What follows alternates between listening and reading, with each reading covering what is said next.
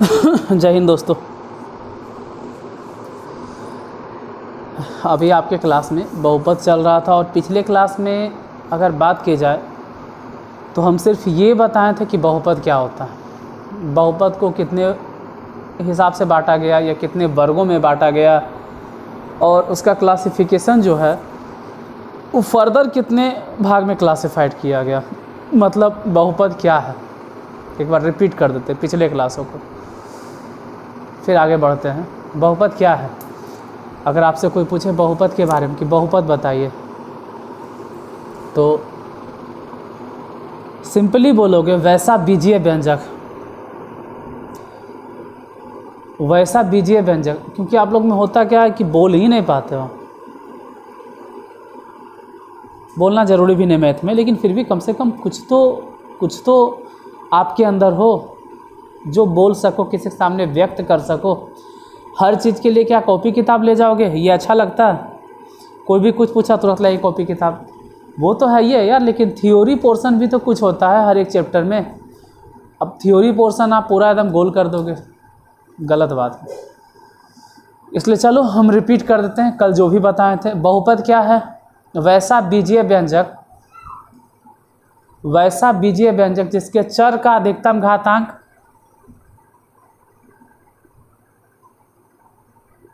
दो हो या चर के अधिकतम घातांक 1 हो या चर के अधिकतम घातांक 3 हो। ये हम नहीं बोल रहे, विद्यार्थी लोग बोलता है।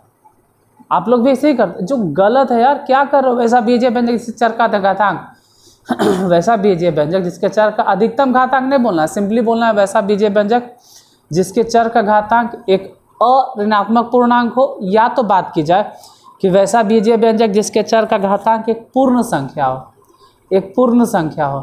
अगर घातांक एक पूर्ण संख्या है तो वो बहुपद है। वैसा बीजीय व्यंजक जिसके चर का घातांक एक पूर्ण संख्या हो। अगर चर का घातांक पूर्ण संख्या है, मतलब 0, 1, 2, 3 पूर्ण संख्या ऐसे ही ना होता है, तो उसे बहुपद कहते हैं। फिर से रिपीट करते हैं, वैसा बीजीय व्यंजक जिसके चर का घातांक एक पूर्ण संख्या हो। मतलब कि चर का घातांक बटा में, चिटा में माइनस रूट उट x नहीं होना चाहिए। चर के घातांक बटा चिटा में नहीं होना चाहिए, मतलब पावर बटा चिटा में नहीं हो। भले ही समझो x पर पावर, अगर आप उसी को फॉलो करते तो वही बोलिए कि x पर पावर बटा चिटा में नहीं होना चाहिए, x पर पावर बटा चिटा में नहीं होना चाहिए, x पर पावर माइनस में नहीं होना चाहिए। अगर ये सब चीज़ें नहीं हैं, x पर पावर या तो 0 है या तो 1, 2, 3, 4, 5, 6, 7, 8, 9, 10, 11, 12, 13 इस तरह से अगर x पर पावर है तो बहुपद है। या y पे पावर है, मान लो y रूट अंडर y में, अगर y रूट में है तो बहुपद में है, या फिर x रूट में है तब भी बहुपद में है। क्योंकि बहुपद के लिए x को रूट में नहीं होना चाहिए। इसको माइंड में सेट कर लीजिए, बहुपद के लिए x रूट में नहीं होना चाहिए और x बटा में भी नहीं होना चाहिए, x नीचे भी नहीं होना चाहिए। क्यों? क्योंकि अगर x नीचे रहेगा, x अगर नीचे है, मान लो x नीचे है, तो ऊपर जाके उस पर पावर -1 हो जाएगा। फॉर एग्जांपल देखिए यहाँ पे हम ये कह रहे हैं कि अगर कहीं 1/x भी आपको नज़र आ गया तो भी आप बोलोगे ये बहुपद नहीं है। क्यों? क्योंकि इसी को जब हम सीधा सीधी लिखेंगे तो x टू दी पावर -1, और जैसे ही -1 दिखाई दिया, मतलब पावर माइनस में दिखाई दिया, यानी बहुपद नहीं है। अगर पावर माइनस में नज़र आ गया तो बहुपद नहीं होगा। इसको एकदम गांठ बांध लो, एकदम माइंड में ठेस, मतलब कहते हैं ठूस ठूस के एकदम डाल लो दिमाग में कि x to the power minus नहीं होना चाहिए। सपोज दैट एक और एग्जांपल 3x² और 4/x² प्लस में 9, तो भी ये वाला बहुपद नहीं है। क्यों?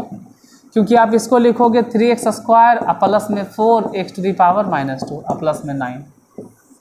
फिर तो वही बात है कि x टू दी पावर यहाँ ज़रा चेक करो, देखो नीचे है ना तो पावर 2 है, ये वाला नीचे है तो x² है, ठीक है, नीचे तो x² है।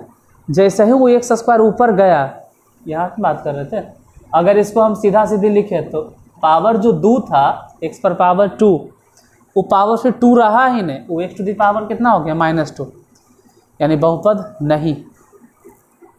तो ये बात तो पहले श्योर कर लेना कि x पर पावर बटा में नहीं होना चाहिए और x to the power minus में भी नहीं होना चाहिए। अब एक चीज़ और बताते हैं, अगर कभी ऐसा दिखाई दिया कि x रूट में +4x² है तो भी बहुपद नहीं, क्योंकि अगर आप x रूट में बोल रहे हो कि x रूट अंडर में है तो भी तो इनडायरेक्टली वही बोल रहे हैं कि x टू दी पावर 1/2 है, तो अभी तो हम बोल रहे हैं कि पावर बटा चीटा में होना चाहिए। फॉर एग्जाम्पल एक और एग्जाम्पल देख लेते हैं, अगर क्यूब रूट x² है प्लस में 4x² है तो भी ये बहुपद में है। पहले ये जानना जरूरी है आपके लिए कि बहुपद कौन कौन नहीं है। अगर आप नहीं वाला चीज़ हटा लेते हो कि ये सब चीज़ बहुपद नहीं है, ये सब चीज़ बहुपद नहीं, ये बहुपद नहीं है, तो फिर आप आसानी से मालूम कर लो कि कौन बहुपद है। अगर ये पता चल गया कि कौन बहुपद नहीं है तो फिर आसानी से आप बता दो कि हाँ ये बहुपद है। अगर ये नहीं है तो इसका मतलब ये बहुपद है। यहाँ इसको हम बोल रहे हैं बहुपद नहीं, क्यों? क्योंकि x टू दी पावर, यहाँ समझो, ऊपर में कितना है 2, रूट के नीचे में कितना है 3, तो x पर पावर 2/3। जैसे ही x रूट में नज़र आ जाए, चाहे वो रूट हो, क्यूब रूट हो, फोर्थ रूट हो, कोई भी रूट हो, अगर x रूट में नज़र आ रहा है इसका मतलब x पर पावर बटा चीटा में आएगा, चाहे कौनो बटा हो, 2/3, 1/3, 1/2, 2/5, जो भी रहे।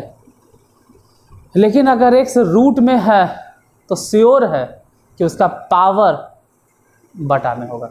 और जैसे ही पावर बटा में होगा मतलब वो बहुपद में है, क्योंकि बहुपद के लिए फिक्स है। बहुपद के लिए फिक्स है कि वैसा बीजीय व्यंजक जिसमें चर का घातांक एक पूर्ण संख्या हो, और 1/2 ये पूर्ण संख्या नहीं है, परिमेय है बट पूर्ण संख्या नहीं है। माइनस, अगर x पर पावर माइनस की बात करें तो भी तो पूर्ण संख्या नहीं है। पूर्ण संख्या स्टार्ट होता है 0 से, यानी x पर पावर अगर नहीं कुछ है तो 0 होना चाहिए, और 0 होगा तो बहुपद है। चलो समझ में आ गया, उम्मीद करते हैं आप समझ गए होंगे। बोलने की बारी आएगी तो आप बोल देंगे कि वैसा बीजीय व्यंजक जिसके चर का घातांक एक पूर्ण संख्या हो, वैसा बीजीय व्यंजक जिसके चर का घातांक एक पूर्ण संख्या हो, उसे बहुपद कहते हैं। यहाँ तक कोई दिक्कत नहीं होगा, बता दीजिएगा। वैसा बीजीय व्यंजक, वैसा बीजीय व्यंजक, देखो ध्यान से सुनो, वैसा बीजीय व्यंजक जिसमें चर का घातांक एक पूर्ण संख्या हो। अब वैसा बीजीय व्यंजक जिसके चर का घातांक एक पूर्ण संख्या हो, कहीं कहीं पूर्ण संख्या को अऋणात्मक पूर्णांक भी कहते हैं, कोई फर्क नहीं पड़ता उससे, आप कह सकते हो। पूर्ण संख्या को ही अऋणात्मक पूर्णांक कहा जाता है, क्योंकि पूर्णांक अगर सीधा सीधी बोलेंगे तो उसमें प्लस वाला भी नंबर और माइनस वाला भी नंबर आएगा नॉर्मली, तो अऋणात्मक पूर्णांक कहा जाता है, मतलब पूर्ण संख्या। अब बात आती है कि बहुपद से पहले आप बीजीय व्यंजक बोले सर। अगर हमसे कोई पूछ देगा बीजीय व्यंजक किसे कहते हैं तो बोलना जब चर मान और अचर मान, जब चर मान और अचर मान इन दोनों को, जब चर मान और अचर मान इन दोनों को मैथमेटिकल ऑपरेशन के द्वारा एक साथ रखा जाता है, मतलब मैथमेटिकल ऑपरेशन यानी गणितीय संक्रियाएं। जब चर मान और अचर मान को गणितीय संक्रियाओं के द्वारा एक साथ रखा जाता है तो उसको हम लोग बीजीय व्यंजक कहते हैं। फिर चर मान क्या होता है सर? जो मान नियत नहीं होता है, जो बदलते रहे उसे चर मान कहते हैं। अचर मान किसे कहते हैं सर? जो नियत होता है उसे चर मान कहते हैं, मतलब वैसा वैल्यू जो बदले ही नहीं। अगर बता दिया गया कि इसका कुछ न कुछ मान है, जैसे आप बाज़ार से 4 किलो सब्जी खरीद लीजिए तो वो फिक्स है, लेकिन अगर कह देंगे सब्जी खरीद के लाओ तो सिर्फ सब्जी बोल देना, उसका कुछ न कुछ तो परिमाण होगा ना। आप 2 किलो लाइएगा तो भी ठीक, 3 किलो लाइएगा तो, सिर्फ हम बोले सब्जी लेके आओ, जब बाज़ार से कुर्सी लेके आओ तो आप कितनों कुर्सी लेके आए, अगर कुर्सी लेके आ रहे हैं तो कुर्सी का कुछ न कुछ मान होगा। आप 4 कुर्सी लाइएगा तो भी ठीक, 5 कुर्सी लाइएगा तब भी ठीक। हम तो सिर्फ बोले थे कुर्सी लेके आओ, कुर्सी की संख्या तो हम आपको बताए नहीं थे, लेकिन अगर बोल देते कि 4 कुर्सी लाना है तो आप 4 ही कुर्सी लाते हैं। ये होता है नियत मान। जिसका मान बता दिएगा और आप बदले नहीं तो अचर मान हो गया, और जो मान बदल सकते हैं। इससे माना लड़कों की संख्या x, मतलब लड़का तो है, ये तो समझ में आता है कि लड़का को हम x मान लिए, मतलब लड़का है, कई लड़का ये समझ में नहीं आ रहा, तो कह दिए लड़कों की संख्या x। तो लड़कों की संख्या x ही क्यों माने, आप लड़कों की संख्या बॉय मान लेते, मानने के तो कुछ भी मान लो, x ही क्यों माने। लड़कों की संख्या को b मान लो, लड़कियों की संख्या है तो g मान लो, बच्चों की संख्या है तो c मान लो, c for children, b for boy, g for girl. आदमी की संख्या है तो m मान लो, औरतों की संख्या है तो w मान लो, बूढ़े की संख्या है तो o मान लो। जब मानना ही है तो क्यों x माने, हम कुछ भी मान सकते हैं ना, क्योंकि इसका तो मान ही नहीं पता, हम तो खुद अपने मन से मान रहे थे, जो भी मान लो। तो जब ऐसा सिचुएशन हो कि मान तो होता है, मान होता है, लेकिन समझ में नहीं आ रहा कि कितना, जो जितना मान ले चल रहा है। यहाँ लड़का पढ़ता है, अब 4 लड़का पढ़ता है, हाँ भाई 5 लड़का पढ़ता है, हाँ कुछ लड़का पढ़ता है, इतना समझ में आता है कि कुछ लड़का पढ़ता है, और कुछ लड़कों की अगर संख्या है तो वो चर मान है, और फिर अगर नियत हो गया, फिक्स हो गया तो अचर मान हो गया। यानी चर मान अचर मान वाला कॉन्सेप्ट क्लियर, बहुपद वाला कॉन्सेप्ट क्लियर। अब जरा आते हैं बहुपद को क्लासिफाइड करने पर। बहुपद कितने तरह के, बहुपद 2 तरह से बटा, एक तो हो गया पद के आधार पे, दूसरा हो गया घात के आधार पे। ध्यान से सुनो, पद के आधार पे मेनली 3 तरह के, एक पदी बहुपद, द्विपदी बहुपद और त्रिपदी बहुपद। एक पदी बहुपद किसे कहते हैं, वैसा बहुपद जिसमें केवल एक ही पद हो, उसे एक पदी बहुपद कहते हैं। द्विपदी बहुपद वैसा बहुपद जिसमें केवल 2 पद हो, उसे द्विपदी बहुपद कहते हैं। त्रिपदी बहुपद तो वैसा बहुपद जिसमें केवल 3 पद हो, उसे त्रिपदी बहुपद कहते हैं। पद के हिसाब से हो गया। जरा घात के हिसाब से बात कर लीजिए सर। देखो, वैसा बहुपद जिसमें चर का अधिकतम घातांक 1 हो, ध्यान से सुनो, हम बोल रहे हैं थोड़ा दिमाग खोल के। वैसा बहुपद जिसके चर का अधिकतम घातांक 1 हो, एक घातीय बहुपद। वैसा बहुपद जिसके चर का अधिकतम घातांक 2 हो, द्विघातीय बहुपद। वैसा बहुपद जिसके चर का अधिकतम घातांक 3 हो, त्रिघातीय बहुपद। यहाँ तक हम कल भी बता दिए थे, आज भी बता दिए। जरा अब आगे बढ़ते हैं। जीरोज़ पे शून्य क्या होता है, तो किसी भी बहुपद के लिए, कोई भी बहुपद हो, किसी भी बहुपद के लिए चर का वैसा मान, किसी भी बहुपद के लिए चर का वैसा मान, किसी भी बहुपद के लिए चर का वैसा मान। वेट ए मिनट थोड़ा सा, ठीक है।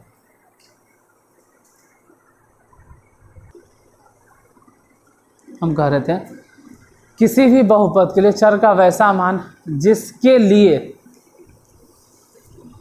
उस बहुपद का मान 0 के बराबर हो जाता है, तो चर के वैसे मान को उस बहुपद का शून्य कहते हैं। कोई दिक्कत नहीं, यहाँ तक बताया हुआ था। अब जरा क्वेश्चन की बात करें। एक्सरसाइज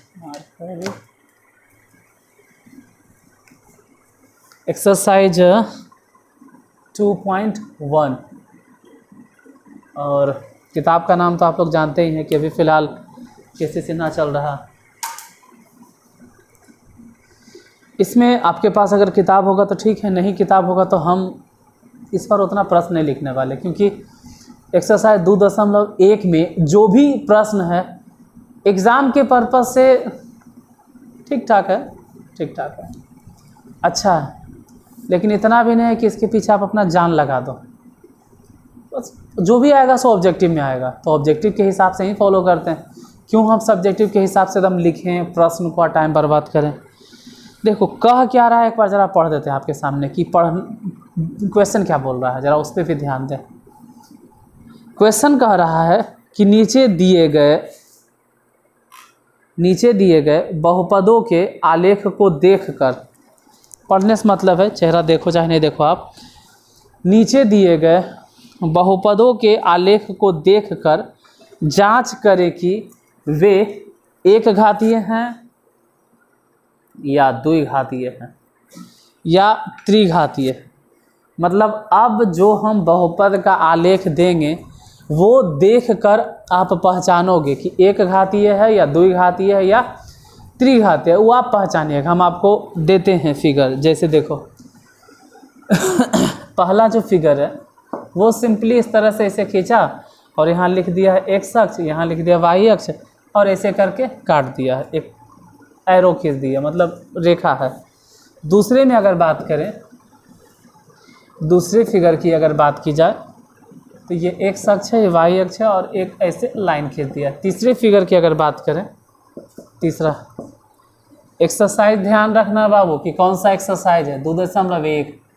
कहाँ से सर, कौन किताब से सर, केसी सिन्हा। कौन से क्लास के पढ़ा रहे हैं सर, 10th, क्योंकि कुछ विद्यार्थी वैसे भी होता है जिसको समझ में नहीं आता है कौन क्लास चल रहा है।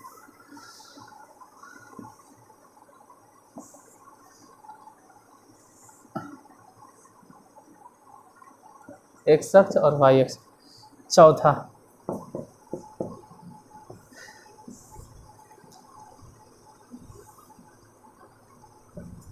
कभी सावन के मौसम में अगर आए कहीं कोयल किसी महादेव की टहनी पर न जाए क्यों मेरे दिल को मुझे तुम याद आते हो,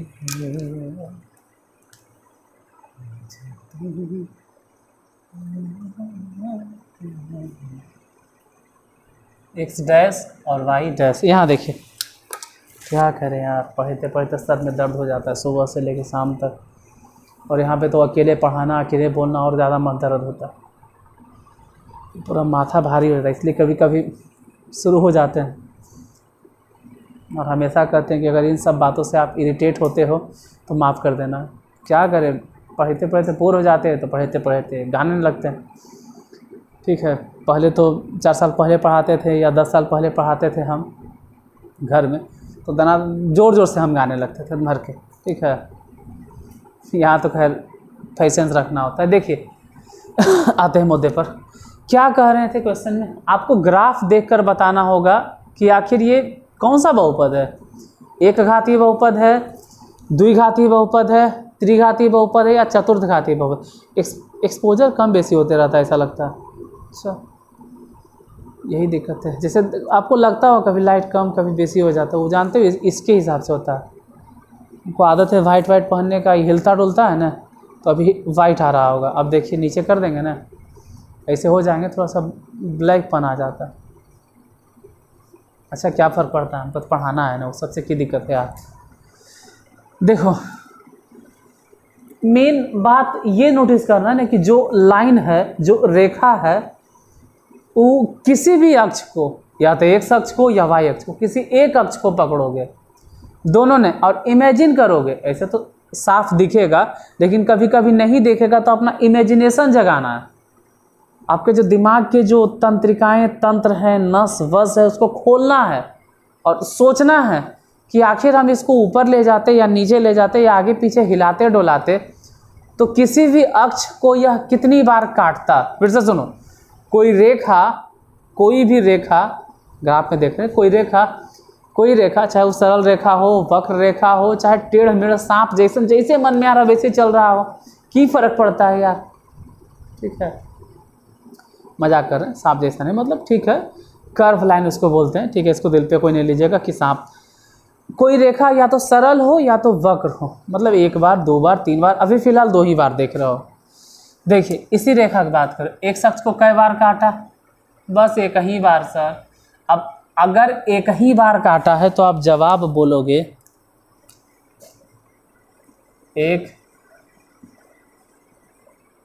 घातीय बहुपद, क्योंकि अक्ष को एक ही बार काटा। इसकी बात करें तो एक अक्ष को तो नहीं काटा सर, लेकिन वाई अक्ष को तो एक ही बार में काट रहा है, तो हो गया एक घातीय बहुपद। और इन दोनों में एक बात बताएंगे आपको, थोड़ा सा ध्यान से देखिएगा। ये दोनों फिगर में फिलहाल अगर इस फिगर को अभी देखोगे, अभी तो अभी क्या लगेगा कि वाई अक्ष को सिर्फ एक ही बार काटा है सर। सॉरी, पंखा चलने से नींद जैसा आने लगता है। ये वाई एक्स को कई बार काट रहा है? सिर्फ एक बार। देखो वाई एक्स को कई बार काटा? ये वाई एक्स ने एक बार। लेकिन अगर इसको पकड़ के ऊपर लेके जाते हैं तो ऊपर चल तो ऊपर ऐसे एरा पकड़ के ऊपर लेके चले गए, तो ऐसा लग रहा है ना कि यही वाला एक शख्स को कई बार काटा? 2 बार। तो यहाँ पे कंफ्यूजन होता है अधिकांश बच्चे को कि आप अपने माना से ऊपर कैसे कर दिए, ऐसे कैसे हो सकता है। तो अगर सिर्फ ग्राफ को देखोगे तब तो ऐसा नज़र आएगा कि एक शख्स को एको बार काट भी नहीं किया, तो कहानी खत्म। काटा है एक शख्स को नहीं, वाई एक्स को काटा है सर, एक बार काटा।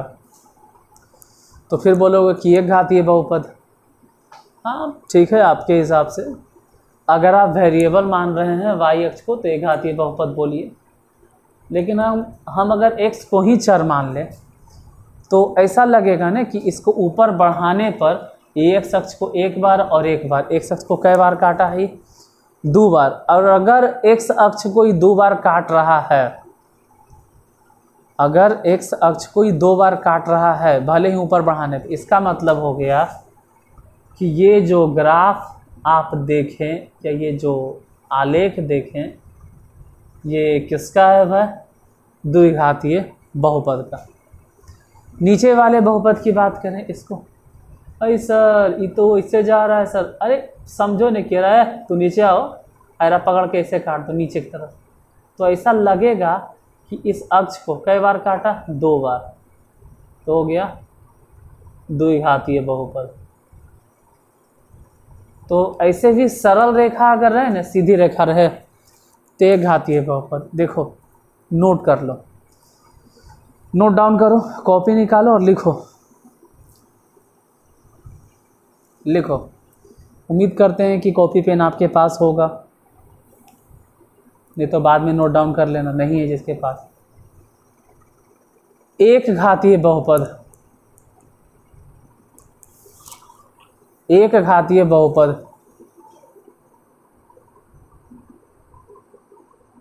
का आलेख हमेशा सरल रेखा होता है। एक घातीय बहुपद का ग्राफ या आलेख हमेशा सरल रेखा होता है। एक घातीय बहुपद का ग्राफ या आलेख हमेशा सरल रेखा होता है। अब हम बात कर रहे हैं कि एक घातीय बहुपद का ग्राफ या आलेख हमेशा सरल रेखा होता है। एक घातीय बहुपद का ग्राफ हमेशा सरल रेखा होता है। एक घातीय बहुपद का आलेख हमेशा सरल रेखा होता है, मतलब सीधी रेखा होता है। एक घातीय बहुपद का ग्राफ सीधी रेखा होता है, सीधी रेखा होता है, एक सीधा लाइन होता है। इसीलिए तो एक घातीय बहुपद को लिख लेना, इसीलिए एक घातीय बहुपद को रैखिक बहुपद भी कहते हैं। इसीलिए एक घातीय बहुपद को रैखिक बहुपद भी कहते हैं।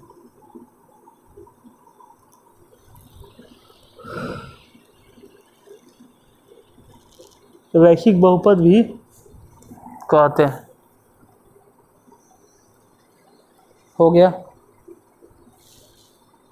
जबकि आगे लिख लो, जबकि द्विघातीय बहुपद, त्रिघातीय बहुपद, चतुर्थघातीय बहुपद, इन सब का आलेख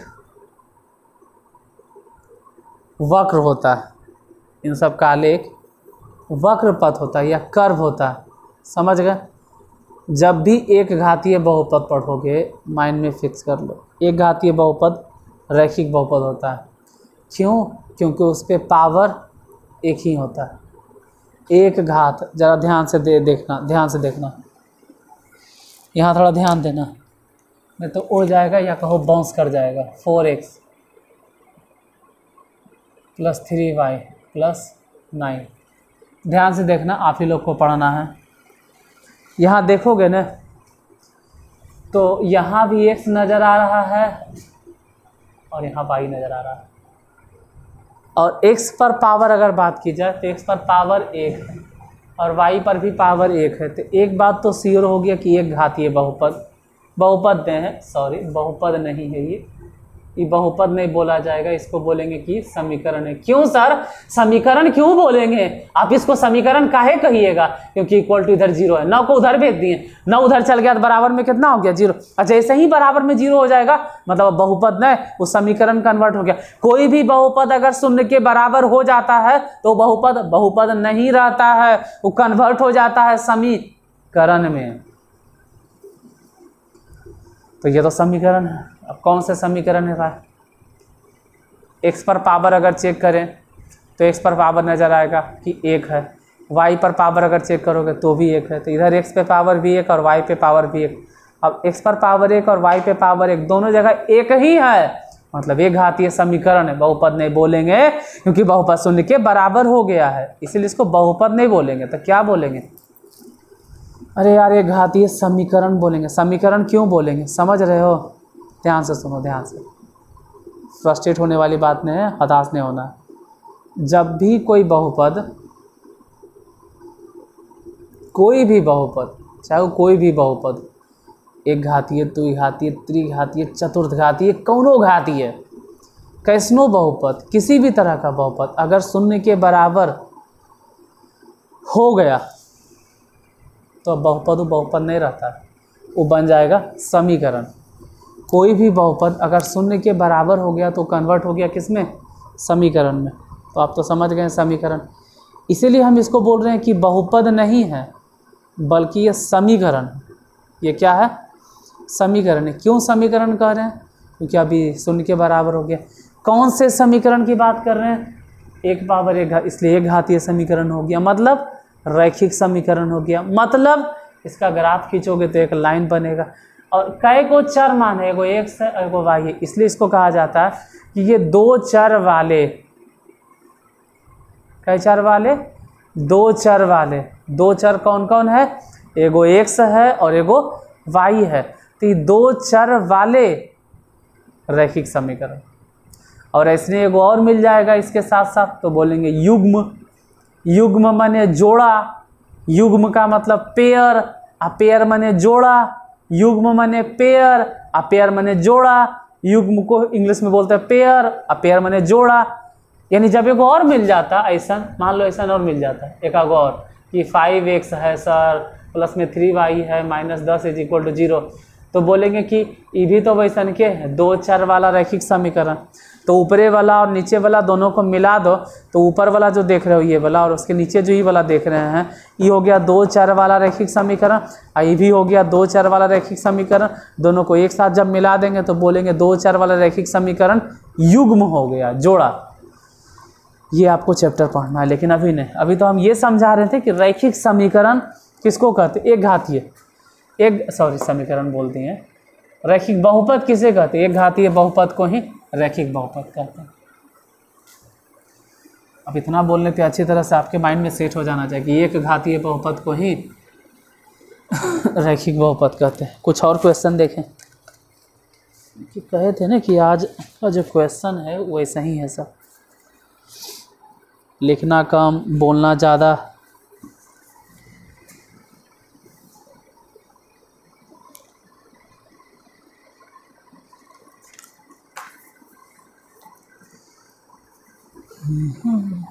पचमा नंबर क्वेश्चन, पचमा थोड़ा सा अजीब है। इधर y एक्सिस है, इधर x एक्सिस है, ऐसे है, ऐसे, तो यही देखकर पता करना होता है। छठा नंबर,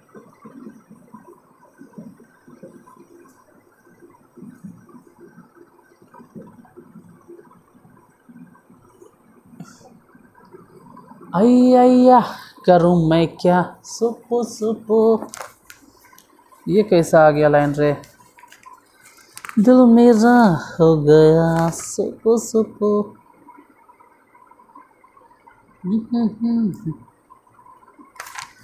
अच्छा, क्वेश्चन में पूछ रहा है कि कौन एक घातीय और कौन द्विघातीय, और कौन एक घातीय द्विघातीय नहीं वो बताइए। तो 4 तक तो आप समझ रहे थे, अब कंफ्यूजन होगा पैदा। देखो होगा तो होगा, बताना तो है ना।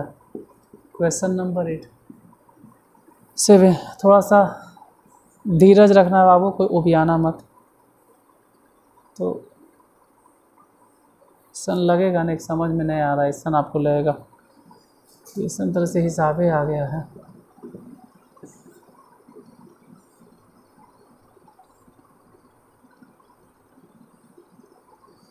वाई एक्सिस, एक्स एक्सिस, इसको समझते हैं।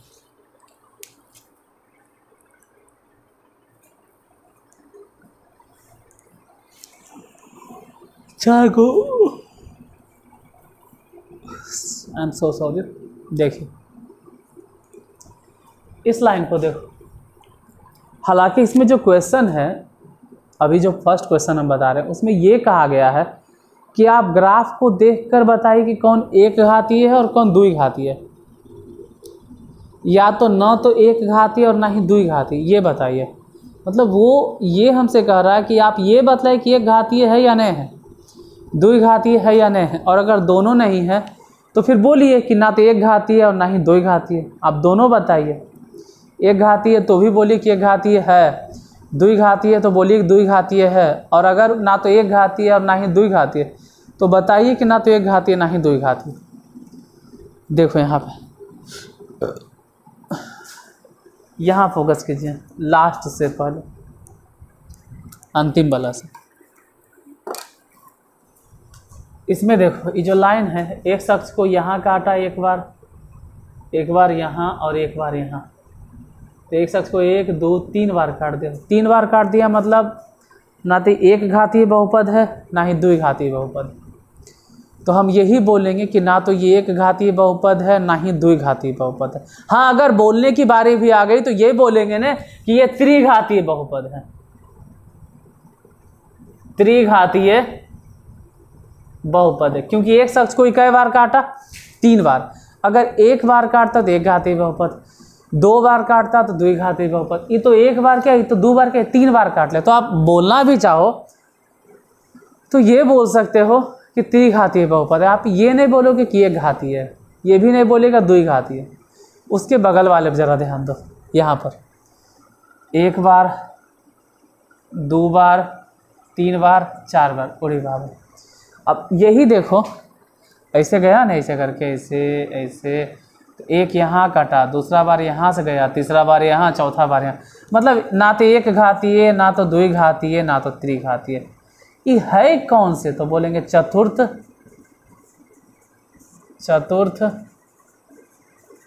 घातीय बहुपद। कोई दिक्कत? अगर एक बार काटता तो एक घातीय बहुपद, 2 बार काटता तो द्वि घातीय बहुपद। एक शख्स को, किसी भी अक्ष को, एक शख्स को ही नहीं बोल रहे हैं, हम बार बार कह रहे हैं कि कोई जरूरी नहीं कि एक शख्स को ही काटे। आप एक शख्स को छोड़ दीजिए और वाई अक्ष को पकड़ लीजिए। अगर वाई अक्ष को भी 2 बार काट रहा है तो भी द्वि घातीय बहुपद। किसी भी अक्ष को ये देखना है कि कितने बार काट रहा है, जितने बार काट रहा है वही वो घात बना लेगा। एक घातीय द्वि घातीय जो भी हम बोलते हैं उतने घात का वो बहुपद हो जाएगा। इसकी बात की जाए तो अभी तो फिलहाल लग रहा है कि एक शख्स को एक ही बार काटे, लेकिन सोचो, इमेजिन करो कि ये वाला नीचे आओ, इसे उठ के, तो 1 2 3, जैसे ये जो है ना, इसी को पकड़ के नीचे खींच दिए है, आओ नीचे, तो नीचे आओ, तो ई वाला जो है ना, मतलब ये जा आ जाएगा। ई वाला जैसे था वो नीचे से गया और ऐसे गया, तो ना तो एक घातीय ना ही द्वि घातीय, बल्कि यह त्रिघातीय बहुपद हो गया, क्योंकि 3 बार कटा। और ये तो लाइन ही टूट गया, ये तो लाइन ही टूट गया, तो फिर तो गया काम से। ना तो एक घातीय ना ही द्वि घातीय, तो लाइन ही टूट गया। इसको आप एक घातीय द्वि घातीय कोई घातीय नहीं बोलो तो ज़्यादा अच्छा है। ये बोलो कि एक घातीय नहीं, द्वि घातीय नहीं, त्रिघातीय भी नहीं, क्योंकि तो लाइन ही टूट चुका है, ये अलग चीज़ है।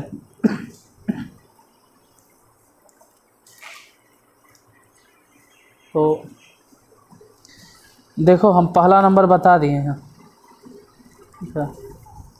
अगर आपसे कोई पूछे कि एक घातीय बहुपद की शून्यक, एक घातीय बहुपद में शून्यकों की संख्या, तो बोलना 1। द्वि घातीय बहुपद में शून्यकों की संख्या 2। त्रिघातीय बहुपद में शून्यकों की संख्या 3 और चतुर्थ घातीय बहुपद में शून्यकों की संख्या 4। एक घातीय बहुपद में शून्यकों की संख्या 1, द्विघातीय बहुपद में शून्यकों की संख्या 2, त्रिघातीय बहुपद में शून्यकों की संख्या 3, चतुर्थ घातीय बहुपद में शून्यकों की संख्या 4। क्यों ऐसा बोल रहे हैं? क्योंकि अगला जो क्वेश्चन दूसरा वो यही चीज़ है, दूसरा यही चीज़ है, दूसरा और तीसरा यही चीज़ है। तो अगर आपके पास किताब है तब केसी सिन्हा का स्टूडेंट फ्रेंड्स जो भी आप बोलते हो, अगर ये किताब है तो ज़रा देखो और प्लीज़ आज ही कमेंट करके बता दीजिएगा कि आपसे 2 या 3 बन जाएगा या नहीं। अगर नहीं बनेगा तो बोलो, हम बता देते हैं। ऐसे हम बता दिए हैं कि एक घातीय बहुपद का शून्यक 1, द्विघातीय बहुपद का मतलब शून्यक 2, अगर त्रिघातीय है तो इसका मतलब है शून्यक 3, चतुर्थ घातीय है तो शून्यक 4। तो घात बताने के लिए तो मतलब घात पहचानने के लिए तो बता दिए, तो शून्यक आपसे बन जाएगा। तो दूसरा तीसरा अगर नहीं बनेगा तो अब भी क्लास ख़त्म होने से पहले कमेंट करो कि सर दूसरा तीसरा भी बता दीजिए प्लीज़, और बन जाएगा तो ठीक है भाई, कमेंट कर देना कि सर बन जाएगा, हम आगे बढ़ेंगे, क्यों आपका टाइम वेस्ट करेंगे। तो आज क्लास यहीं तक, फिर मिलते हैं कल। जाते जाते क्लास को लाइक कर देना, हो सके तो शेयर भी कर देना। जो पढ़ने वाले विद्यार्थी हैं उन लोगों तक शेयर कर दो, अच्छा रहेगा मेरे लिए भी, आपके लिए भी, और उसके लिए भी जो पढ़ना चाहता है लेकिन किसी कारणवश हमेशा एक ही बात पे अटकल रहता है कि मेरा मैथ ख़राब है, मेरा मैथ ख़राब है, हमको तो मैथ में ही डर लगता है, हम मैथ में वीक हैं, मैथ में ये हैं, मैथ समझ में नहीं आता है। हम तो कहते हैं कि लगातार 1.5-2 महीना देख लो, उसके बाद मैथ में आप में जो चेंजेस आएगा वो देख के जाओगे। और मैथ सिर्फ पास करने के लिए हम कभी नहीं पढ़ाते, सिर्फ पास करो, सिर्फ पास करो, पास यहाँ नहीं करना है। पास के लिए NCERT ऑलरेडी पढ़ावल है। मैथ में आपको अगर कुछ हासिल करना है, मैथ में महारत अगर हासिल करना है, कुछ तो करना है मैथ में, हमको इतना मैथ पढ़ना है, इतना मैथ पढ़ना कि किसी भी तरह के प्रॉब्लम मिले धर के एकदम मैथ को उखाड़ फेंकेंगे, एकदम मैथ को छोड़ेंगे नहीं।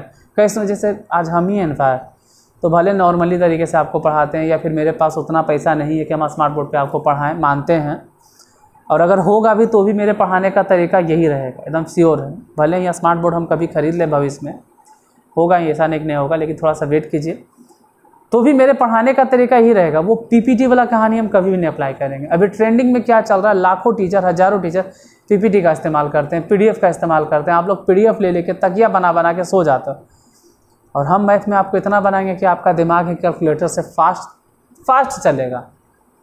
ठीक है, पक्का। जितना में कैलकुलेटर हैंग कर जाएगा उतना दिमाग आपका चलेगा मैथ में। कैलकुलेटर क्या कर सकता है? जोड़ घटाव गुणा भाग, क्या वेक्टर बना देगा, क्या इंटीग्रेशन बना देगा, क्या डिफ्रेंशिएशन बना देगा, क्या वो कर देगा? क्या आपके परीक्षा में जाके वो लिख देगा? नहीं लिख सकता, लेकिन आप लिखोगे। हम इतना भर आपको बना देंगे कि आप परीक्षा में जाके लिखोगे और 100 में से 100 नंबर लाओगे। रिकॉर्ड है, रिकॉर्ड है। आए दिन एक साल छोड़ के, मतलब एक साल छोड़ के, एक साल छोड़, मतलब एक साल छोड़ो फिर एक साल आया, एक साल 99 तो 98 तो खैर गर्दा है मैथ में, लेकिन 100 में 100 भी आया। बहुत सारा वैसा विद्यार्थी हैं जिनका 100 में 100 आया। तो विश्वास कीजिए आपका भी 100 में 100 आएगा, बशर्ते विश्वास के साथ पढ़ना, ढेर नहीं भटकना है, बहुत ज़्यादा नहीं परेशान होना। आप NCERT को 50 बार बना लीजिए, बहुत अच्छा बात है, सिर्फ उतने में अटकल रहोगे। लेकिन अगर अलग से मैथ आ गया ना तो आपको दिन में तरेंगन नज़र आ जाएगा। कहाँ है तरेंगना मामा? दिन में तरेंगन खोजोगे। नहीं विश्वास होता है, आप सिर्फ NCERT बना लीजिए 50 बार, और उसके बाद ज़रा हाथ लगाइए स्टूडेंट फ्रेंड्स में, देखो कैसा नज़र आएगा। नहीं बनेगा आपसे केसी सिन्हा, या नहीं बनेगा आपसे स्टूडेंट फ्रेंड्स। और भी किताब है मेरे जहन में तो 20 किताब है मेरे यहाँ, 20 किताब है। 20 किताब का नाम बताएंगे तो उसमें से आधी आपका मैथ नहीं बनेगा, लेकिन एग्ज़ाम पास कर जाओगे आप। वही एग्ज़ाम पास कर जाओगे, अब भुगतना पड़ेगा इंटर में। चलो, जो इन लेक्चर से बोरिंग हो जाते हैं उनके लिए माफ़ी चाहते हैं, ठीक है। और जो पढ़ने वाले हैं वो आराम से केसी सिन्हा पढ़िए, और परीक्षा पास करने के लिए NCERT फॉलो कीजिए बस। और अर्चना बैच को मिलते हैं फिर कल। आज के लिए धन्यवाद।